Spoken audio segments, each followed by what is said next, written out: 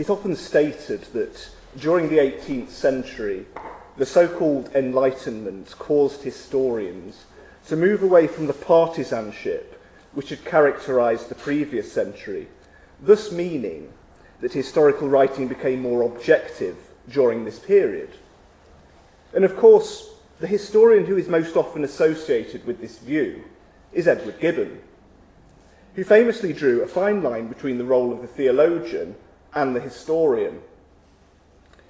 According to one scholar, partisan historiography had largely ceased by the 1720s because it was seen to contradict the whole concept of polite society. Yet, if we read the writings of both pro- and anti-Methodist authors from the middle decades of the 18th century, we can see that partisan historiography had by no means gone away. And I'm going to focus primarily on the ways in which anti-Methodist authors utilised history in their polemics. And a key point throughout these discussions will be that anti-Methodist authors used history in different ways. And this in turn illuminates the differing ways in which authors of varying denominational and theological stances viewed Wesley and Whitefield. Of course, what needs to be remembered is that Methodism was a movement with multiple origins. During their time at Oxford, both Wesley and Whitefield were heavily influenced by an Anglican holy living tradition, which was exemplified in the works of the 17th century Laudian divine Jeremy Taylor and the 18th century non-juror William Law. And even after his Aldersgate experience, Wesley remained influenced by the non-jurors. Most prominently, Wesley continued to pray for the dead. And praying for the dead was something which had featured in the original 1549 prayer book. However, it was subsequently removed from the 1552 prayer book, along with other liturgies which were associated with Catholicism, such as mixing water and wine in the chalice. But several non-jurors had wished to see a return to the 1549 prayer book. William Law wasn't one of them, but Thomas Deacon, who ministered a non-juror congregation here in Manchester, was one person who wished to see a return to the 1549 prayer book. And as we know from Jordan Hammond's recent monograph, Wesley was heavily influenced by Deacon's works during his time at Oxford. But on the other hand, various aspects of Wesley and Whitefield's ministries, such as their strict Sabbatarianism and their strong emphasis on conversion, were reminiscent of the Puritan tradition. Many classic Puritan authors, such as Richard Baxter, featured in Wesley's Christian library. Furthermore, many of Wesley and Whitefield's practices, such as open-air preaching and itinerant preaching, were things which ejected Puritan ministers had been forced to do following the 1662 Act of Uniformity, which made the use of the Book of Common Prayer mandatory in church services. So clearly Methodism was a movement which was influenced by both the high church tradition and the Puritan tradition. And of course, these are two traditions which had always been at loggerheads with each other. Since the restoration of the monarchy, high church Tory divines had viewed Puritans as anarchists who had been responsible for the murder of the godly King Charles I. On the other hand, Puritans and their dissenting descendants viewed high church Anglicans as popish ritualists and tyrants. And because Methodism owed a lot to these two traditions, it inevitably meant that it was perceived in different ways by different people. And as I'll show, those high church authors who despised Puritanism tended to see Methodism as an anti-clerical and enthusiastic return to the anarchy of the 1640s and 1650s. On the other hand, more ultra-Protestant low churchmen and dissenters often associated Methodists, in particular Wesley, with high church superstition and fanaticism. And one key way in which these battles were fought was through the writing of history. When high church Anglicans attacked dissenters, they often likened them to the Donatists, a rigorous Christian group who had broken away from the church during the 4th century. And Augustine of Hippo had famously advocated civil coercion as a means of suppressing the Donatists. in 1677, Thomas Long, an Exeter clergyman, published a work entitled The History of the Donatists. And in this work, Long claimed that dissenters were the most natural offspring of those Donatists who made havoc of the churches of Africa. And High Church Tory divines continued to refer to the Donatists in their attacks on dissent well into the 18th century.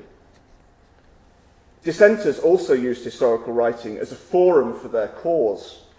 During the 18th century, the most prominent dissenting historian was undoubtedly Daniel Neale. And Neale's historical works included his 2-volume History of New England, which was published in 1720, and most prominently, his 4-volume History of the Puritans, which appeared between 1732 and 1738. And unsurprisingly, the main villains in Neale's History of the Puritans are 17th century Laudians, whom he portrays as popish tyrants. And it's no coincidence that Neale wrote his History of the Puritans against the backdrop of the dissenters' campaign for the repeal of the Test and Corporations Acts, a campaign which ultimately failed. Neale's main antagonist was Zachary Gray, a High Church Tory divine of Cambridge, and Gray responded to each volume of Neale's History of the Puritans in turn as they were published. And one source that Gray utilised extensively was John Nelson and Robert Ware's 1680 work, Foxes and Firebrands. And Foxes and Firebrands was a history of the Reformation which had been written at the height of Titus Oates's fabricated popish plot to assassinate Charles II. And throughout Foxes and Firebrands, Nelson and Ware detailed various alleged instances where Catholics had posed as Protestant sectarians. And as a resident of Cambridge, Zachary Gray had easy access to some of John Nelson's manuscripts, which were in the possession of Gray's friend and Nelson's grandson, Philip Williams, who was a fellow of St John's College, Cambridge. So we can see that both Neale and Gray utilised the popular charge of popery in their attacks on each other. And this tells us that there was not one unifying form of anti-Catholicism during the 18th century. Rather, the charge of popery was something which Protestants often hurled at each other in their attacks on other Protestant groups. And this is something that becomes especially apparent when you read the polemical clashes between Methodists and their opponents. Of course, both Wesley and Whitefield often asserted their opposition to the papacy and their loyalty to the Hanoverian monarchy. And Whitefield, in particular, often likened his enemies to Catholics. So, for example, when Alexander Garden, the commissary of South Carolina, threatened Whitefield with suspension, Whitefield merely replied that he would treat such a suspension in the same way that he would treat a papal bull. And Whitefield also likened Garden to the similarly named Stephen Gardiner, who served as Bishop of Winchester under Mary I. And Stephen Gardiner features quite a lot in Fox's Book of Martyrs, a text which sold very well throughout the 18th century. So who were Wesley and Whitefield's main clerical opponents? Well, there's too many of them for me to name today, but one prominent one was Zachary Gray, who I mentioned a minute ago. And Gray was the author of several anti-Methodist works. And one of these works, which appeared in 1741, was entitled The Short History of the Donatists. So straight away we can see that Gray is utilising a polemical weapon that High Church divines had used against dissenters during the Restoration. And in this work, Gray was particularly keen to highlight alleged instances where the Donatists had aligned themselves with heretics who shared their hostility to Catholics. For example, Gray noted that the Donatists had been very liberal in their thanks to Julian the Apostate, who had attempted to destroy Christianity by allowing the bishops of the Arian and Donatist factions to follow their different opinions. And High Church divines often argued that the Methodists were either intentionally or unintentionally aiding deists and atheists by attacking the established clergy. So it's probable that Gray was implicitly alluding to this when he discussed the Donatists' alleged collaboration with such heretics as Julian the Apostate. Some of Gray's other allusions to Methodism were considerably more explicit. Indeed, Gray closed this work with an appendix in which he placed accounts of the Donatists' alleged transgressions alongside accounts of Wesley and Whitefield behaving in a seemingly similar manner. For instance, Gray noted that the Donatists had pretended to see visions of angels, and he likened this to an account in Wesley's journal of a sick young man who had claimed that an angel had approached his bedside and warned him of his imminent death. Of course, Gray was well aware that Wesley and Whitefield professed to be members of the established church. However, as far as Gray was concerned, their seemingly anti-clerical actions, along with their apparent sympathy for dissenters, rendered them separatists in all but name. And the fact that Anglican divines had traditionally used histories of Donatism as a means of attacking dissent suggests that he viewed Wesley and Whitefield as schismatics. Another one of Gray's anti-Methodist works was entitled A Serious Address to Lay Methodists, and this appeared in 1745, which of course was the same year as the Jacobite uprising. So it's perhaps no coincidence that Gray focused much on the theme of popery in this work. What's interesting is that Gray was actually playing on Wesley and Whitefield's anti-Catholicism. In a nutshell, the message that Gray was trying to convey to his readers was, basically, beware of those who claim to be ultra-Protestants, because history has proven that such individuals are often Catholics in disguise. As he had done in his attacks on Daniel Neal and other dissenters, Gray made extensive use of Nelson and Ware's Foxes and Firebrands. And one story that Gray lifted from Foxes and Firebrands was the story of faithful Comyn, who was a Dominican friar during Elizabeth I's reign. In 1567, Comyn was apparently questioned by the Elizabethan authorities, and the authorities had apparently suspected that by posing as an ultra-Protestant, Comyn had gained the trust of a Puritan congregation. And Gray noted that, like Whitefield, Comyn had claimed that he was guided by the spirit of grace and truth. There is evidence to suggest that Gray was at least trying to show that he had adopted an objective approach through his selection of sources. So in one instance, Gray speaks of a Jesuit who apparently infiltrated a Quaker meeting house during the interregnum and gained the trust of the friends who were in it.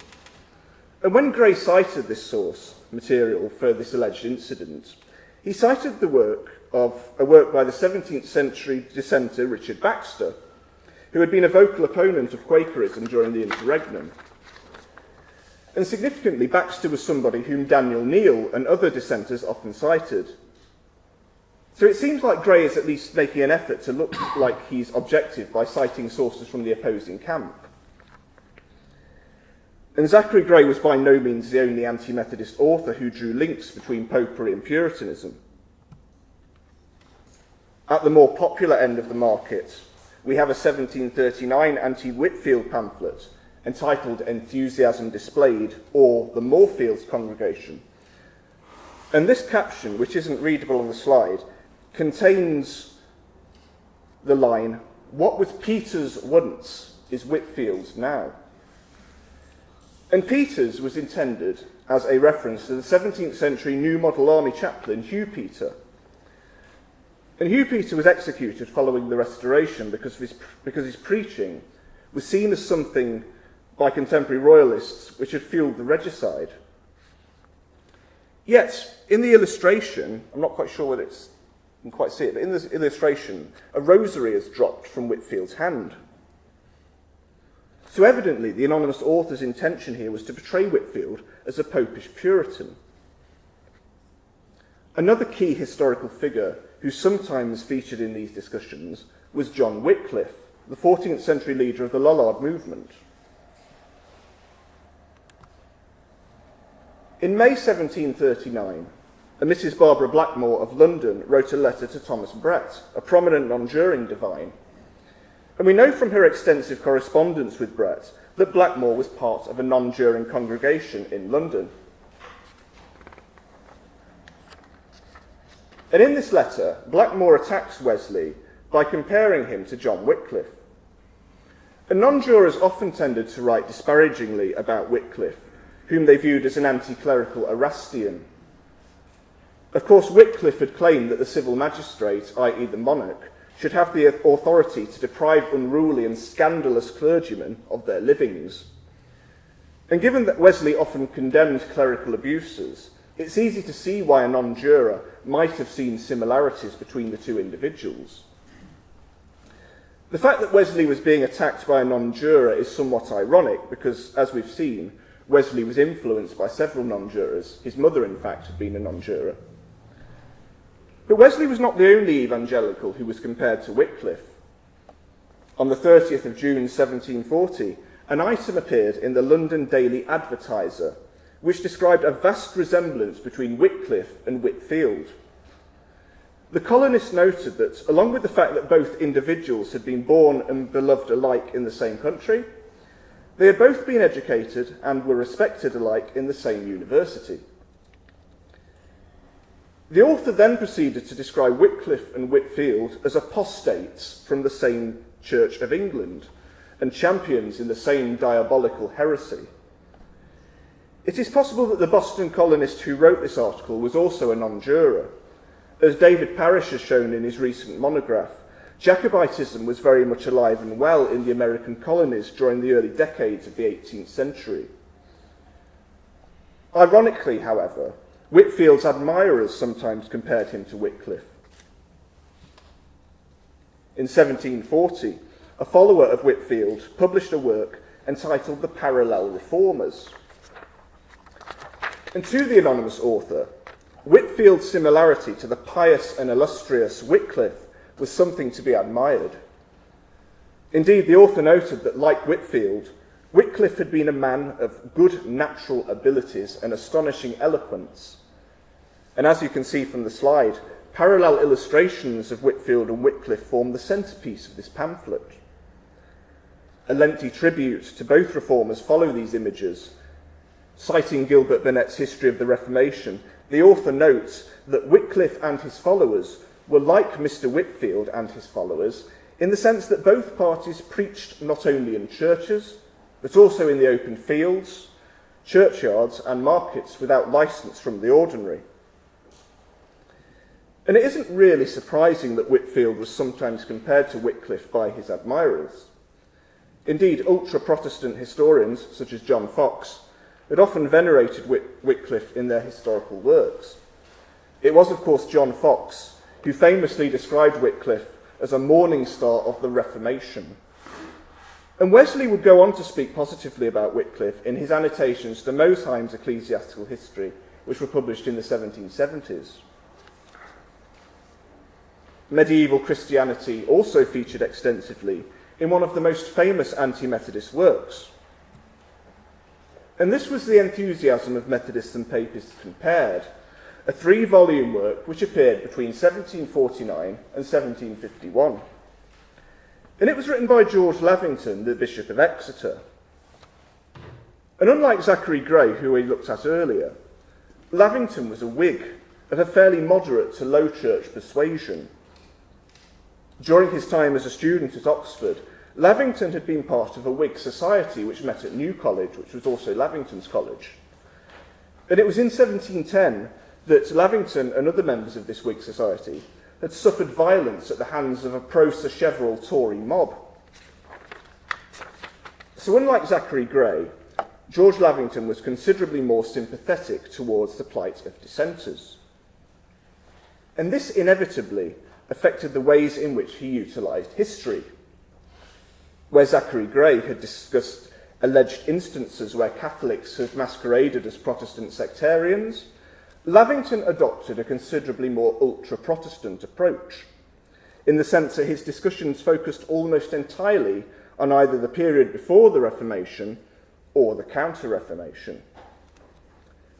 And much of Lavington's rage was reserved for John Wesley, who, by this point, was very much centre stage in England due to Whitefield's lengthy absences in the colonies. And one thing that Lavington focused on particularly was Wesley's emphasis on self-denial. And Lavington associated such self-denial with the monastic teachings of various Catholic saints.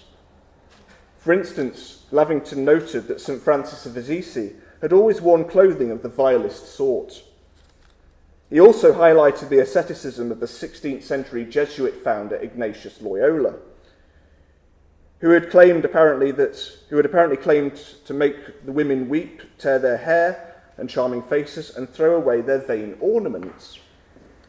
And Lavington claimed that, like Wesley, Loyola had received faith and the complete perfection of divine sanctity by a sudden light.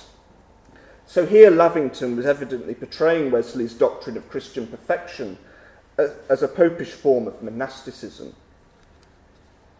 And as Lavington was keen to highlight, Wesley was well versed in the writings of several Catholic mystics, such as Thomas à Kempis and Gaston de Renty. In terms of his source material, Lavington's citations consisted almost entirely of Roman Catholic hagiographical works. And Lavington's use of such source material suggests that he, like Zachary Gray, was at least trying to portray his work as an objective and non-partisan piece of historical scholarship.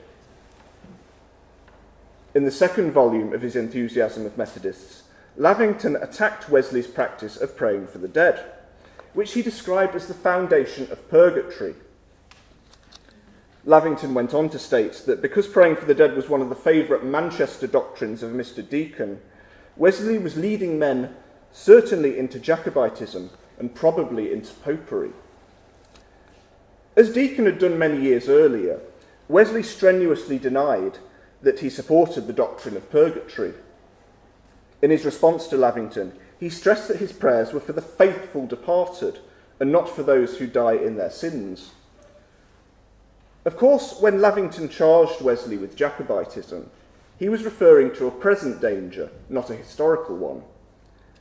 Nevertheless, other anti-Methodist authors who perceived Wesley to be too high church sometimes likened his alleged fanaticism to earlier non-jurors.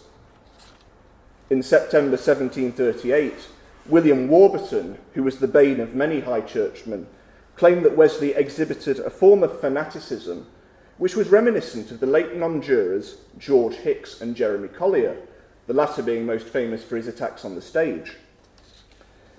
And it was far from unusual to see high church divines being labelled as enthusiasts and fanatics. In 1710, at the height of the Sacheverell controversy, William Bissett, a Whig divine, had described Henry Sacheverell as a high church fanatic who had been overpowered by enthusiasm. And evangelical authors sometimes use Sacheverell as a symbol of high church tyranny. Most prominently, Sacheverell, who had also been an ally of Wesley's father Samuel, was depicted negatively in Wesley's Concise History of England, though some of this may have stemmed from a personal dislike. It was Sacheverell who famously told the young Wesley that he wasn't ready to go to university, something that Wesley took offence to. But paradoxically, the image of Sacheverell was sometimes used by anti-Methodist dissenters. In January 1745, the staunchly anti-evangelical Boston Evening Post reprinted a short item which had previously appeared in a Scottish newspaper. And the author of this article, who appears to have been a member of the Kirk, claimed that Whitefield encouraged religious nonsense, vain curiosity, fondness for novelty, and enthusiasm. And to the author, such commotion was reminiscent of Sacheverell's cavalcades in England. A couple of months later, that same newspaper, i.e. the Boston Evening Post, ran another attack on Whitefield, this time by a Congregationalist minister. And the correspondent alleged that because of Whitefield's recent trip to Boston, Massachusetts, congregations were now split down the middle. And according to the author, such enthusiasm had not been seen since the triumphant march of Dr. Sacheverell's mob. So to sum up, by exploring the differing ways in which Wesley and Whitefield's opponents utilise history, I've attempted to show that Methodism meant different things to different people. By comparing Zachary Gray's anti-Methodist works to his earlier anti-dissenter polemics, it's been shown that Gray's treatment of both groups was virtually the same. We've seen that Gray made extensive use of the same source, namely Nelson and Ware's Foxes and Firebrands, both in his early attacks on dissent and in his later attacks on Methodism. And this suggests that Gray viewed Methodism as simply a new form of dissent. On the other hand, more ultra-Protestant divines, such as Lavington, used history in a different way and argued that the Methodists and their alleged allies, the non-jurors, were merely the latest in a long lineage of popish enthusiasts. More broadly, we've seen that these various authors deployed the charge of popery in different ways, and significantly this suggests that it is inaccurate to describe anti-Catholicism as something which united Protestants in 18th century England against a Roman Catholic other. Clearly, the charge of popery was something that Protestants hurled at each other, and nowhere is this evidenced more than in their historical writings. Thank you.